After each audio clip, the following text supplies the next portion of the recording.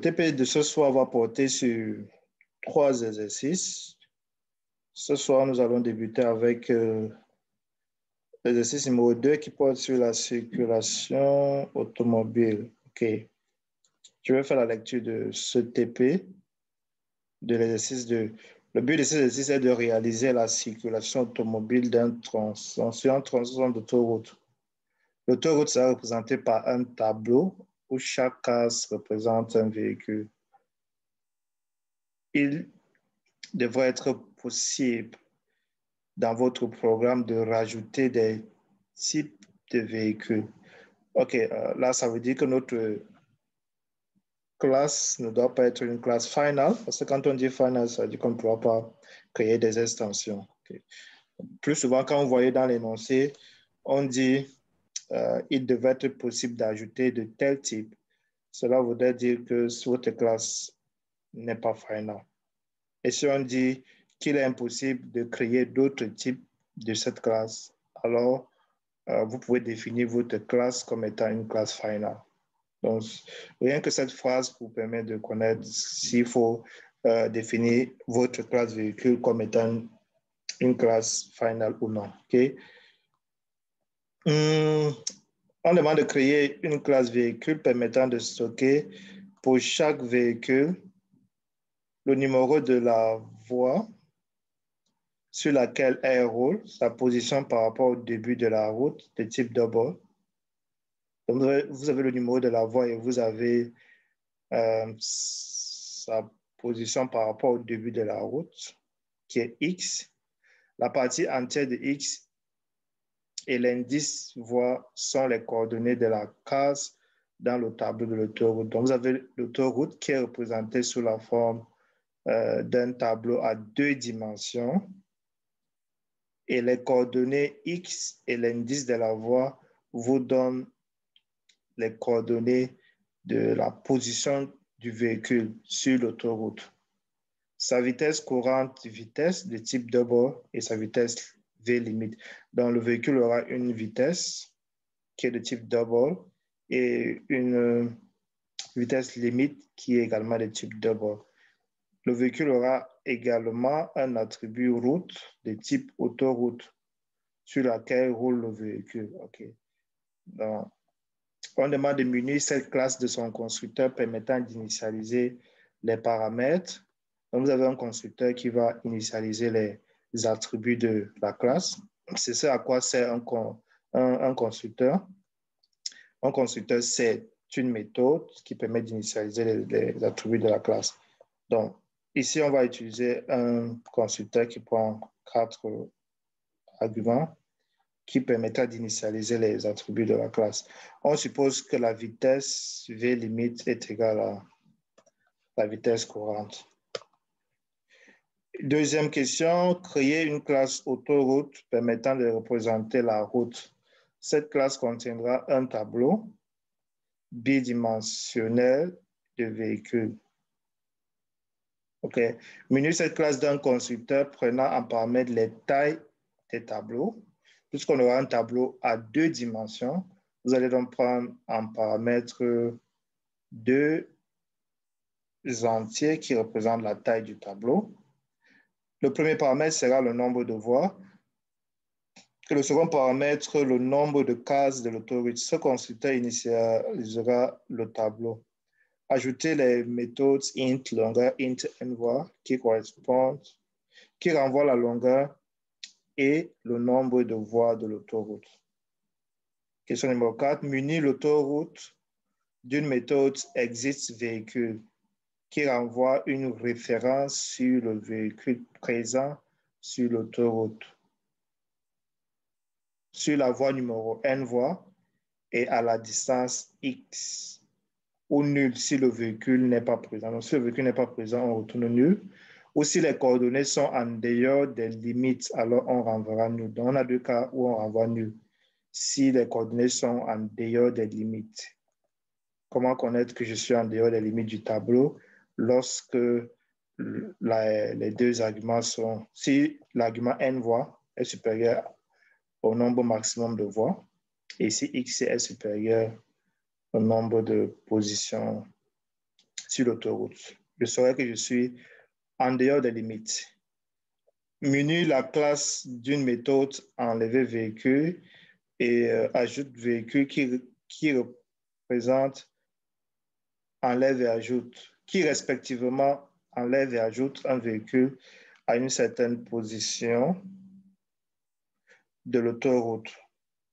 La position étant celle lue dans l'objet de type véhicule passant par mes dents. Comment est-ce que j'obtiens la position où j'ajoute le véhicule? C'est en lisant l'objet véhicule, puisque l'objet véhicule a la position et la voie. Ces méthodes ne feront ni de la case demandée. Ces méthodes ne feront rien si la case demandée est occupée ou si les coordonnées sont à l'extérieur de l'autoroute. Normalement, dans le cours, si on avait déjà fait les exceptions, ce qui se passe, si les coordonnées sont à l'extérieur de l'autoroute, vous pouvez peut-être lever une exception et dire hors de l'autoroute, par exemple. On peut lever des exceptions comme ça. Et si la case est déjà occupée, vous pouvez lever une exception et dire cette case est déjà occupée. Donc, dans le cas de ce cours, juste pour vous introduire l'exception, nous allons plutôt lever des exceptions parce que ne rien faire si la case est occupée ou si nous sommes à l'extérieur de l'autoroute, ce n'est pas le comportement qu'on souhaite. Okay? Donc, ça, c'était dans le cas où vous n'avez pas encore fait les exceptions. Les exceptions, c'est dans le cours de PE2, mais on peut le présenter ici, puisque ici, c'est un cas pratique où on a besoin de lever une exception. Okay? Créer la méthode main, créer un objet, ajouter ces véhicules sur l'autoroute, enlever le véhicule. Afin d'améliorer l'affichage, on vous demande d'implémenter la méthode toString de la classe véhicule de manière à renvoyer un véhicule donné. Et on demande d'écrire la méthode avancée qui permet d'avancer votre véhicule en augmentant la position X de la voiture selon sa vitesse. Donc, nous reviendrons dans Eclipse et nous allons implémenter ce code. OK. Donc,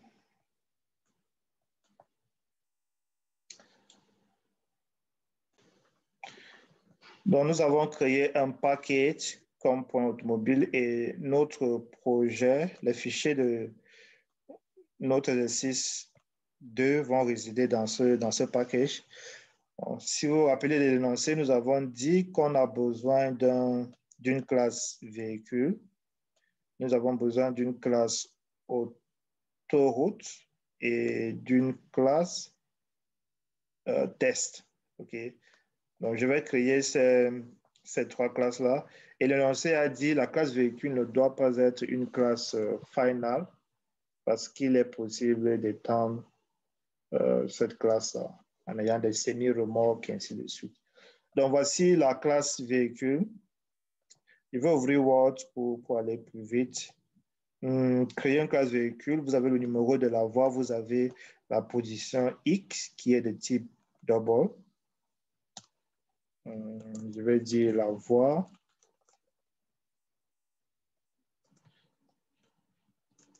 La position X. Et puis nous avons get position qui retourne. OK.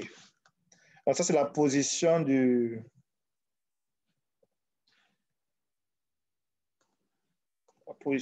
véhicule. Enfin, monsieur, je ne sais pas si c'est seulement chez moi, mais je vous entends vraiment. Le son n'est pas très haut. C'est bas. OK, je vais essayer d'augmenter le son là. Ah. Nous créons la classe véhicule avec les méthodes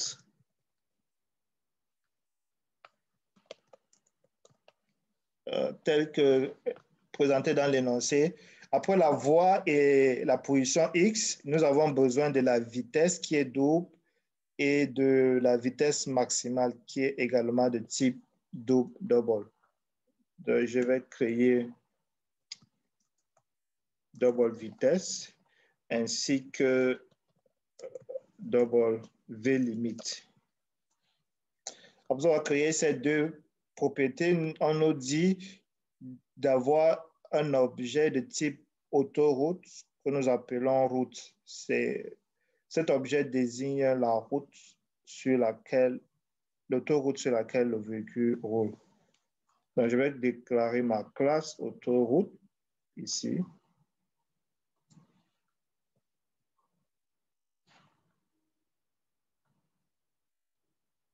Là, nous avons notre private autoroute. C'est la route sur... Muni cette classe de son constructeur, nous devons avoir un constructeur qui prend en paramètre voie x, v limite, position et qui initialise des attributs de la classe. Donc, nous avons un constructeur. Un constructeur, c'est ceci.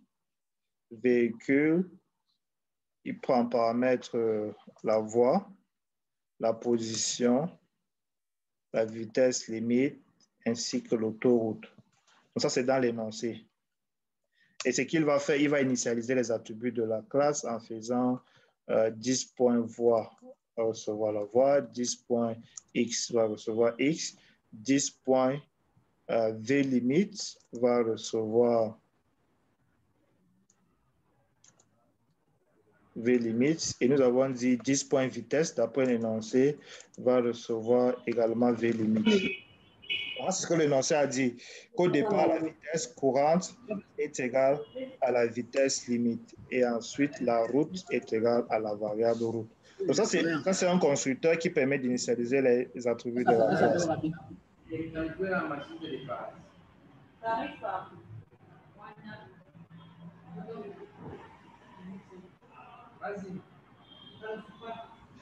Est-ce que c'est de narration déjà connecté? Toujours pas. L'énoncé n'est pas... Non, monsieur. OK. L'énoncé n'est pas en fait. Vous voyez que là, nous avons déjà fini la première question qui portait sur la création du véhicule ainsi que ses attributs.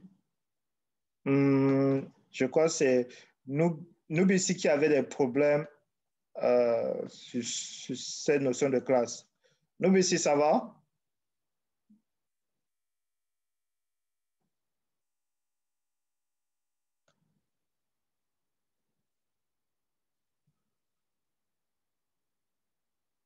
Je veux me rassurer que lorsque je donne un tel énoncé, vous êtes en mesure de traduire ça en code Java. Parce que c'est l'examen va ressembler à quelque chose comme ça, okay, où vous avez des classes à écrire. Bref, vous devez être en mesure de présenter cela en code Java. Ici, la deuxième question porte sur l'autoroute qui permet de représenter la route. Cette classe contiendra un tableau bidimensionnel de véhicules. Donc, nous avons un tableau bidimensionnel de véhicules. On ira donc dans notre classe véhicule, autoroute plutôt. Et dans cette classe, nous devons avoir notre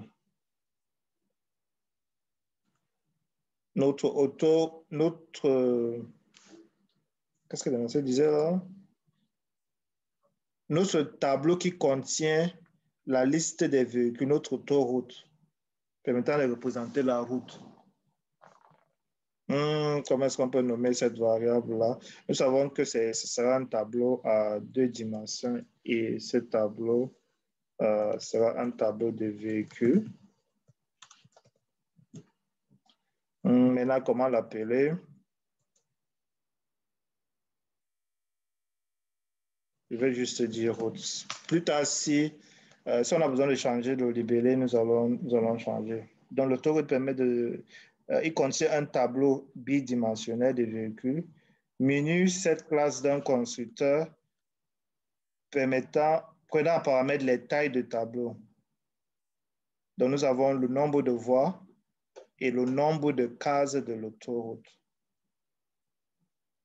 OK, donc nous avons un constructeur public autoroute qui va prendre en paramètre int voie et int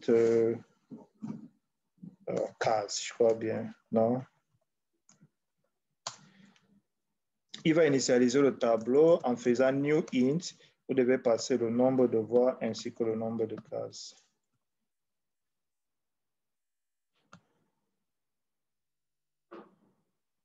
Oh non, ok. C'est plutôt le type. Donc, chaque case va contenir un véhicule. C'est ce que ce que cette instruction signifie. On demande de munir notre classe de... On demande de munir notre classe de deux méthodes, int longueur et int n voies, qui renvoient la longueur et le nombre de voies de l'autoroute. Et ensuite, munir notre classe de exist véhicule. Exit véhicule. Nous avons ici public int longueur.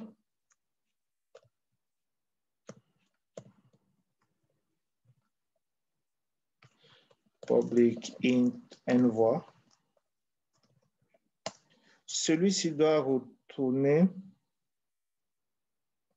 notre route.length. Ici, nous allons faire un return de route à l'indice 0.length. Je ne sais pas si c'est plutôt longueur, c'est question de faire. C'est plutôt le contraire là. Et c'est plutôt ça.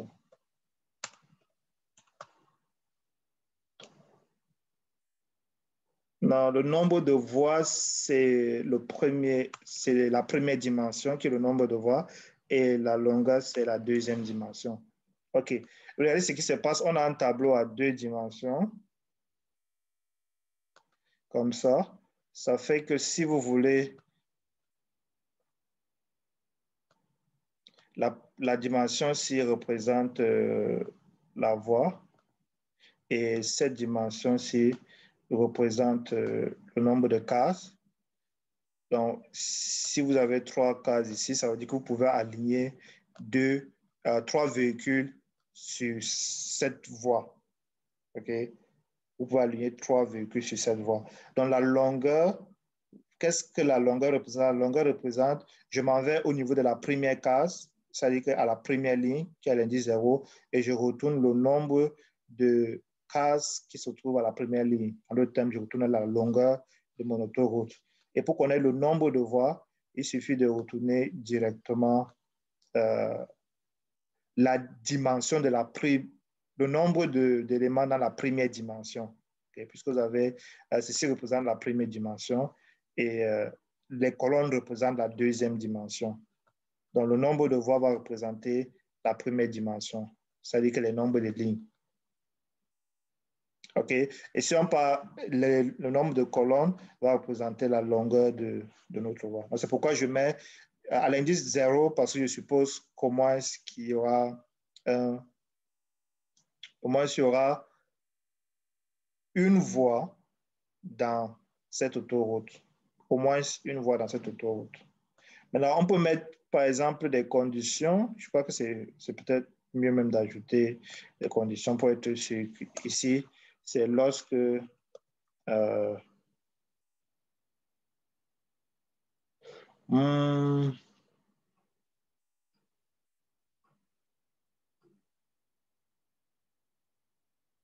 OK.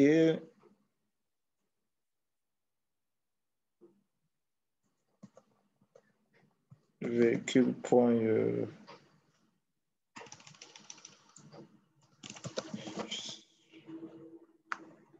si c'est supérieur à 0, c'est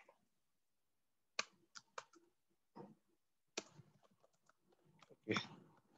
On peut ajouter ceci pour être sûr que dans le cas où il n'y a pas d'autoroute, ils nous disent quand même que c'est 0, puisqu'ici, il va nous renvoyer automatiquement à 0. Donc, ajoutons cette condition-là. Nous allons à la quatrième question qui demande d'ajouter une méthode appelée exist véhicule. Donc, si vous avez ceux qui ne comprennent pas, vous pouvez me stopper. Donc, ici, ça va toujours?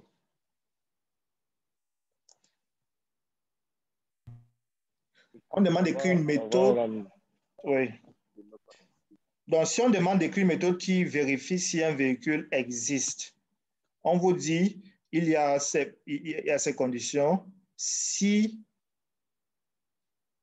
s'il est hors de la voie, ou si n voix est supérieur au nombre de voix, ou si x est supérieur au nombre de cases, alors on suppose que le véhicule n'existe pas et on renvoie nul. Et si les coordonnées sont en dehors des limites, on renvoie également nul. Donc, prenons ces deux cas-là. D'abord, nous allons avoir écrit ces deux cas. OK. Nous allons avoir écrit ces deux cas afin d'être sûrs. Si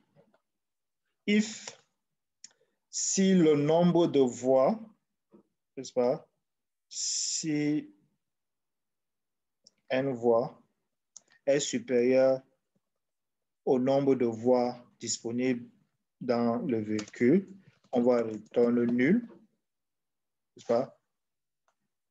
Ou bien si si x est supérieur à la longueur. Donc, s'il est hors du tableau, alors on va retourner nul. Ça, c'est la condition où on suppose si sur l'autoroute, sur la voie, une voie et la distance ou x nul, si aucun véhicule n'est présent. Si les coordonnées sont en dehors des limites, alors on renvoie nul. Dans le cas où les coordonnées ne sont pas en dehors des limites, on peut retourner le véhicule qui se trouve à la position n voie et à la case x. Okay. OK. D'accord. Je crois pour celui-là.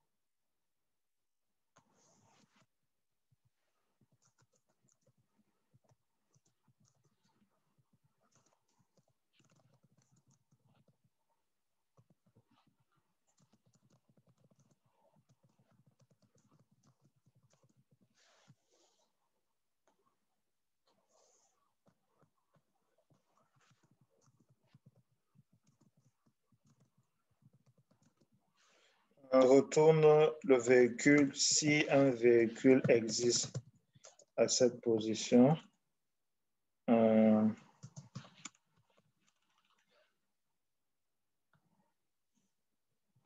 OK, ça c'est juste pour les questions de documentation. Alors, là, ça nous permet de générer la doc de cette méthode-là. L'autre méthode, c'est la méthode ajoute véhicule qui permet d'ajouter un véhicule.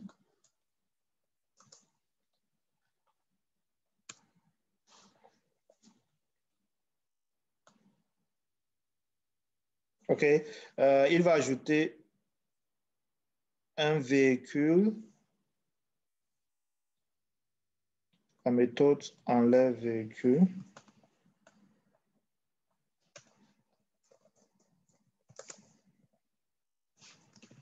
Donc, ce que je disais, c'est ajouter un véhicule nous allons dire, il faut que ça lève une exception. OK. Lever une exception, ça veut dire que vous dites, s'il y a une erreur, lève une exception. Si une erreur lève une exception. Ici, enlever véhicule, nous allons également lever une exception. Qu'est-ce qui se passe là? Ajouter un véhicule va ajouter le véhicule à la position C. Nous allons d'abord vérifier. Normalement, ce qu'on aurait fait, c'est juste dire la route à la position v.getVoie, à la position v.getPosition, et on convertit ça en int. OK, on casse ça en int. Parce que nous avons dit la partie entière de